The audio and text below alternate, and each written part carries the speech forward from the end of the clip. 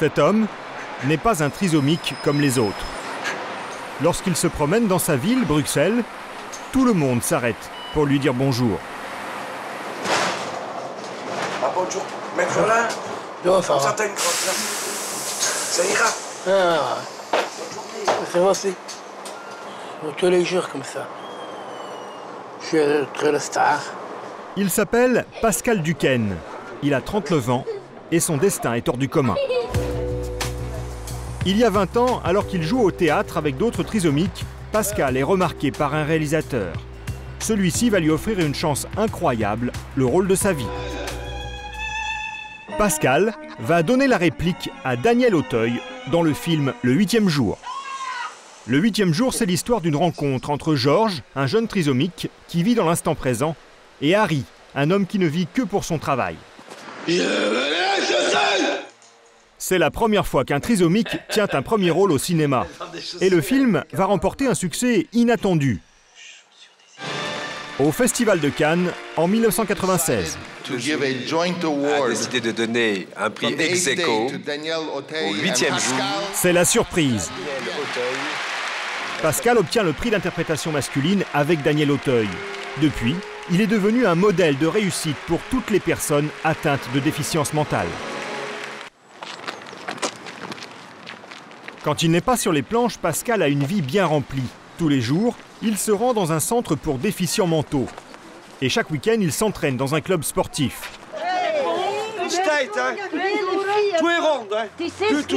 Ce matin, il a 20 minutes de retard.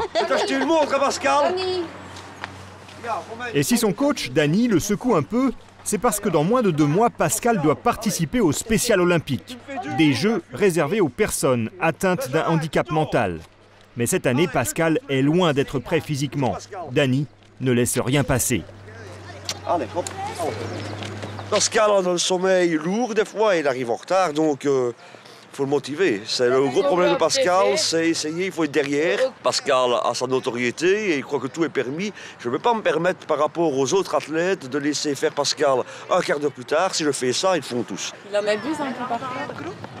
Vous allez regarder, voilà, il ne court déjà plus. Hein, donc quand il va arriver à ma hauteur là-bas, il va commencer à courir parce qu'il sait que je vais le regarder. Pascal, non.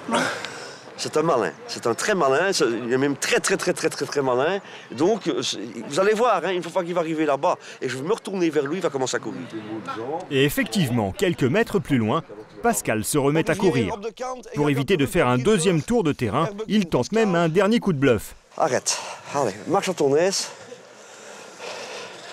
Je te connais comme si je t'avais fait. Tu n'as strictement rien. Hein? Ah, tu sais, hein? Malin que t'es.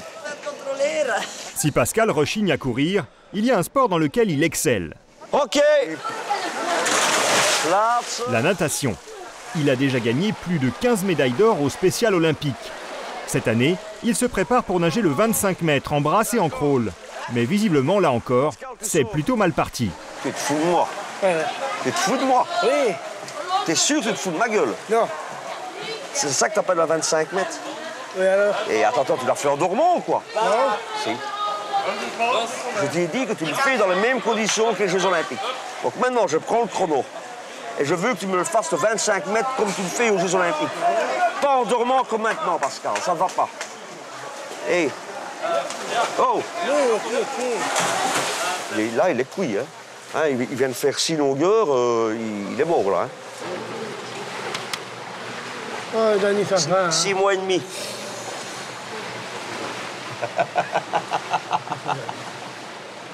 On va prendre la douche? Oui. Allez, Réussir malgré son handicap, un pari ambitieux. En France, plus de 20% de personnes handicapées sont au chômage. C'est 2 fois plus que la moyenne nationale. Pascal Duquesne est autonome. Cela fait 8 ans qu'il n'habite plus chez ses parents. Il vit seul dans un appartement. Un petit 3 pièces de 50 mètres carrés. Ici, ma cuisine. Voilà, le vaisselle, je ne sais pas encore fait, mais ça sera pas grave, il faut le faire. Tu l'as fait d'habitude, la vaisselle? Oui. Maintenant, je fais mes courses moi-même. J'achète quelque j'ai envie. Je ne peux pas le prendre. Hein. Je fais attention pour le régime. Alors ici, ici c'est le bureau. J'ai mon cahier, j'ai des livres. J'ai la batterie pour jouer. Qu'est-ce que c'est? Ici, c'est la chambre. Que je dors seul. Moi, j'ai envie de vivre en couple. C'est ça que j'ai besoin. Pour faire le ménage. C'est moi qui fais le repas. Pour manger à deux. C'est ça que j'ai envie. Si Pascal habite seul, il n'est pas complètement responsable pour autant. Écoute, prends 100 €. C'est sa mère, Huguette, qui gère son compte en banque. Mais tu sors un ticket, hein, Pascal, que je mette dans ta comptabilité. Hein. Malgré sa célébrité, Pascal ne roule pas sur l'or. Tous ses revenus liés au cinéma ou à la publicité reviennent à une association pour déficients mentaux fondée par sa mère. C'est elle qui conserve sa carte bleue. Il n'a le droit de retirer de l'argent qu'avec son autorisation. Il sait gérer son argent seul, Pascal? Dites. Plus ou moins. Voilà, le papier. Vous surveillez quand même? Ah oui, tous ces extraits de compte, oui. C'est moi qui les vérifie parce qu'il a tendance de croire que son budget est élastique. Alors, je lui dis, oh, Pascal, fais attention. Moi, j'essaye de lui dire qu'il doit regarder l'argent qu'on lui rend. S'il doit payer 12 € et qu'il donne 20 €, il doit savoir qu'il doit recevoir 8 € en retour. Et en général, les commerçants sont assez honnêtes. Hein? Chaque week-end, Pascal va manger chez ses parents dans la banlieue de Bruxelles. Le père de Pascal est parti lorsqu'il avait 2 ans. C'est Enrico, surnommé Papy, le second mari d'Huguette, qui l'a élevé. Il le considère comme son propre fils. Mais ce jour-là, Papy n'est pas très content. Pascal a perdu 50 €. Tu as perdu, ou on te l'a pris, ou tu les as dépensés? Non, j'ai perdu. Comment est-ce que que tu sais perdre ça? Quand je garde dans mon portefeuille, oui. Alors voilà, il est parti. J'ai acheté un sandwich et un pain chaud. Et tu t'es pas trompé quand tu as donné de l'argent? C'est pas là que tu t'es trompé, quand tu as payé. Ah, peut-être. Les parents de Pascal ont tout fait pour que leur fils soit bien intégré dans la société malgré sa trisomie. Huguette l'a toujours poussé à faire du théâtre. Papy, lui, a voulu en faire un athlète. Moi, je rappelais encore une fois avec Papy pour courir, pour 100 mètres. Le dimanche matin, on partait au bois. Ouais. Et je tenais Pascal par la main. Mets ton pied comme ça, respire comme ça, ferme la bouche, respire comme il faut par ton nez, mouche-toi comme il faut. Allez, avance. Et c'est plus vite. Moi, j'essaye, ben voilà. J'ai voulu prouver que avec un enfant moins valide, on savait arriver à quelque chose. Il est arrivé au-delà de mes espérances. Ce qui m'impressionne le plus, qu'il sait se débrouiller. Enfin, c'est lui qui l'a voulu, hein. Et que ça a réussi, parce que malgré tout, on avait quand même très, très peur, hein, quand on l'a lâché dans la nature comme ça, hein. Et la plus grande récompense pour Huguette, c'est que son fils puisse voyager seul. Et n'oublie pas de prendre de la crème pour ton visage, hein. J'ai dans ma trousse. Ah, ok, ça va alors. Pascal est l'un des rares trisomiques à pouvoir se déplacer un peu partout en Europe sans être accompagné. Ça? Oui. Bah, mets-le dans ta valise, Afieu. Oh, non, j'ai dans la valise. Cet après-midi, Pascal doit se rendre à Paris, car demain, il danse en duo dans le cadre d'un festival de création contemporaine. Si aujourd'hui Huguette est rassurée de le laisser prendre le train tout seul, cela n'a pas toujours été le cas. Plus jeune, il s'est souvent trompé de gare. Qui se retrouvait à Cologne au lieu d'être à Liège, qui se retrouvait à Anvers quand il devait s'arrêter à Villevorde. Et chaque fois que je lui disais maintenant c'est fini, tu ne voyageras plus seul. Oh non, maman, et donc je l'ai laissé faire. Et maintenant, je touche du bois. Mais mon grand, Maman. je te vois mardi, d'accord? Ça va. Allez, bonne route, hein? Oui. Mais une fois seul, à la gare de Bruxelles, petit moment de stress pour Pascal. Impossible de trouver son train sur le panneau d'affichage. Ouais, bon, perdu? Je cherche Paris, dans l'écran ici. Et alors? Moi-même, je regarde, je trouve pas. Ah, ben voilà. Je l'ai trouvé. Toi, 16h13.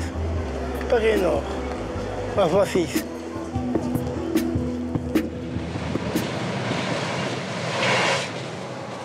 Deux heures plus tard, Pascal arrive à Paris. Il est accueilli par Luc Boulanger. C'est lui qui produit le spectacle dans lequel Pascal va danser. Ouais, ça va? Ouais. Comme toute célébrité, Pascal a un emploi du temps très chargé. À peine arrivé à l'hôtel, il doit répondre à une interview pour un magazine sur le handicap. Je suis Colette Saulnier. Oui. Je représente le magazine Open Access. Oui. L'interview va durer près d'1 heure. La journaliste évoque la publicité pour un opérateur de téléphonie mobile à laquelle Pascal vient de participer. Et elle va employer un mot qu'il n'aime pas. Certaines personnes ont reproché que c'était utiliser le handicap pour cette campagne. Moi, je parle le mot handicapé. Tout le monde doit être différent. Parfois, il y a des autres personnes, il y a un jeune et ne sait pas marcher comme nous. Moi, je sais marcher. Et voilà la preuve que je fais quand même. Merci Pascal. Si Pascal est énervé, c'est parce qu'il ne se considère pas comme handicapé. Pour lui, le handicap est forcément physique. Non, moi, je n'ai pas les mots handicapés. Moi, je n'ai pas les mots. Il y a beaucoup de journalistes qui viennent te poser des questions comme ça. Ouais. Mais ça plaît. La pression médiatique, la fatigue du voyage, le stress du spectacle, pour Pascal, c'en est trop. Est-ce qu'il va pas, Pascal? Je sais pas.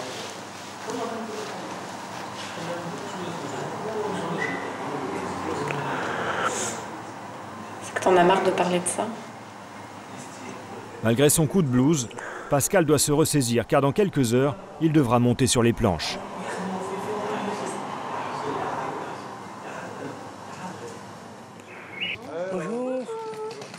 C'est le grand jour pour Pascal. 2 ou 3. Ça va? Bien. Dans quelques heures, il doit danser en duo dans un théâtre de la banlieue parisienne avec Amandine, sa partenaire. Tu veux que je te donne un coup de main ou pas? Je ferai une belle fille. Non, voilà, oui. Amandine, il t'attend pour les bretelles. C'est pas moi qui vais l'aider. Et aussi, Pascal, n'oublie pas aussi de sourire et tout ça, ou de faire le... Tu vois, c'est très beau quand qu'on voit bien sur ton visage, quoi. Amandine connaît Pascal depuis 2 ans. Ce qu'elle apprécie le plus chez lui, c'est sa sincérité presque enfantine. J'aime bien les gens francs. Et Pascal, il délivre son émotion sans censure, sans tabou. Et je crois que c'est ça qui nous manque à nous, les autres non handicapés. C'est on a du mal à montrer nos faiblesses parce qu'on pense que c'est des faiblesses en fait, les émotions. Et Pascal joue dans la comédie, mais dans la vraie vie, il est entier.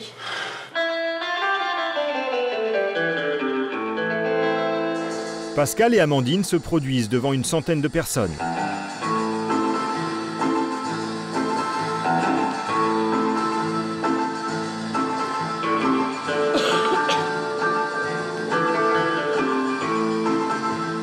À première vue, ce spectacle peut paraître banal. Mais pour Pascal, c'est une performance.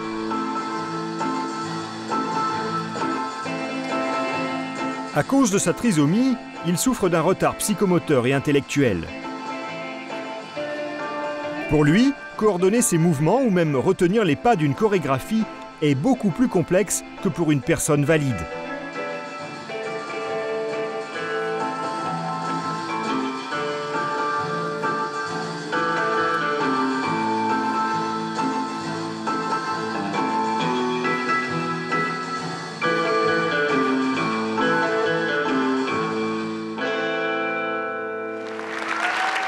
Ce jour-là, le succès est total. Pascal n'a commis aucun faux pas pendant son duo. Mais quelques semaines plus tard, c'est un autre défi qui l'attend, remporter une médaille d'or au Spécial Olympique. Et la pression est d'autant plus forte qu'il est à l'honneur sur toutes les affiches. Ces Jeux pour déficients mentaux ont lieu dans la commune de Mons, en Belgique. Pendant 3 jours, 3000 athlètes belges concourent dans une quinzaine de disciplines. Pascal, lui, se prépare pour le 25 mètres en crawl, sa nage de prédilection. Qu'est-ce que vous faites? Pour le chauffer les muscles. Ils sont obligés de le faire. J'espère le premier. J'espère. Mais la course ne va pas se dérouler comme prévu. Malgré un beau plongeon, Pascal mettra 29 secondes à parcourir ses 25 mètres. Une mauvaise performance qui lui vaut la 7e et dernière place. On lui remet quand même une médaille, mais cela ne suffit pas à atténuer sa déception.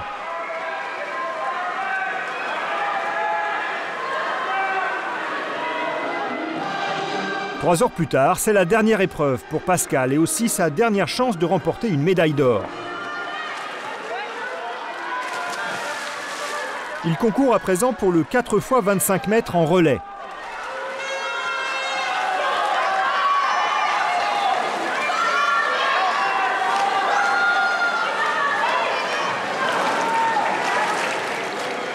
Pascal n'osait presque plus y croire.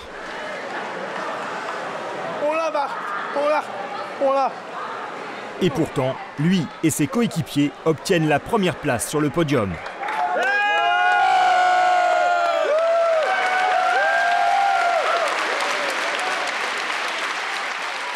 Malgré son handicap, Pascal a déjà une longue carrière de sportif et d'artiste derrière lui. Et ce n'est pas fini. On le retrouvera bientôt dans un film de science-fiction dont la sortie est prévue en janvier prochain.